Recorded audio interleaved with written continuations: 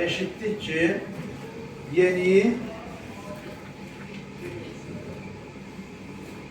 qaydalar tətbiq olunacaq. Tətbiq olunacaq.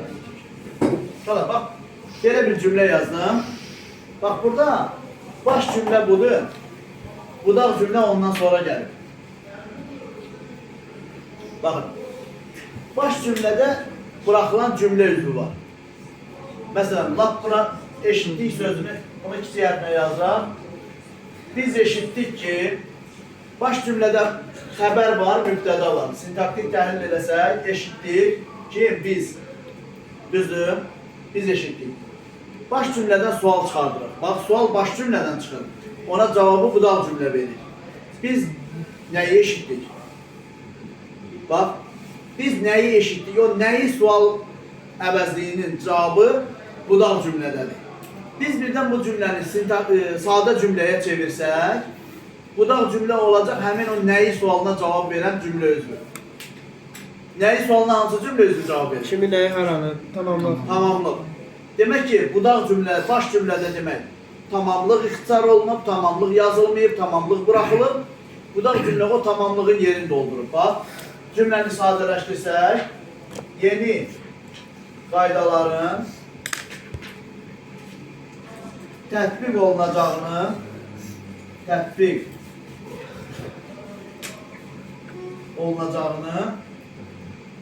eşitdik. Hətta bura biz sözünü yenə də başda yaza bilərdik istəsək. Biz yeni qaydaların tətbiq olunacağını eşitdik. Sintaktik təhlil edəsək, eşitdik xəbər kim? Biz, mübtəda. Nəyi eşitdik? Yeni qaydaların tətbiq olunacağını. Yenini niyə ayırmadım? Yeni qonaq. Yeni nə? Qayda. Tərkibdir, yəni necə yəni? Necə? Yeni qaydalar. Tamamlığın qabağında təyin gələ bilər. Niyə ayırmadım? Çünki Yeni qayda. Çünki Tərkibdir. tərkiblə. İllə də başqa Dedim, bax, tərkib. Aha, sağ ol. Bəli. Fe'l və tərkibi ilə ifadə olunub ona görə.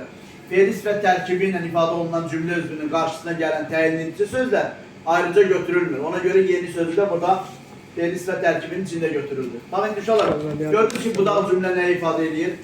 Bax, budaq cümlə baş cümlədə bırakılan tamamlığın yerini doldurmuş olur.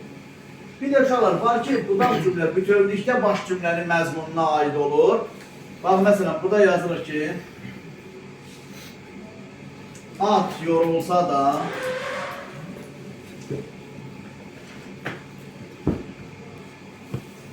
da dayanmırdı.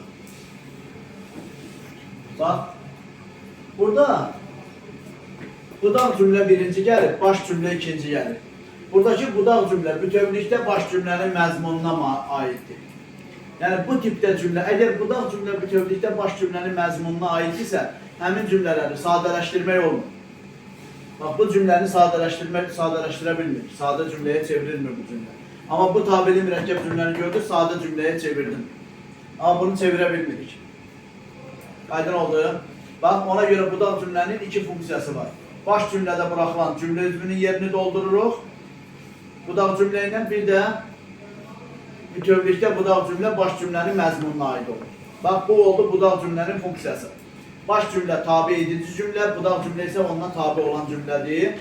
Demək, bu cümlələr bir-birindən asılıdır.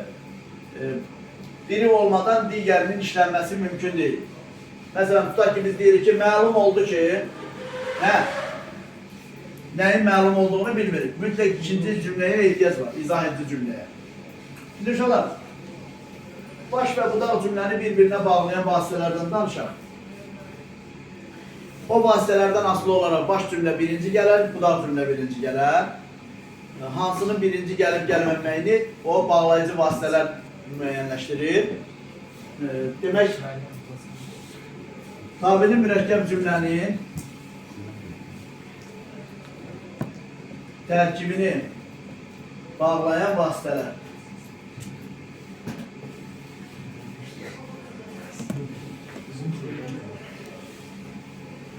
Vasitələr. Birinci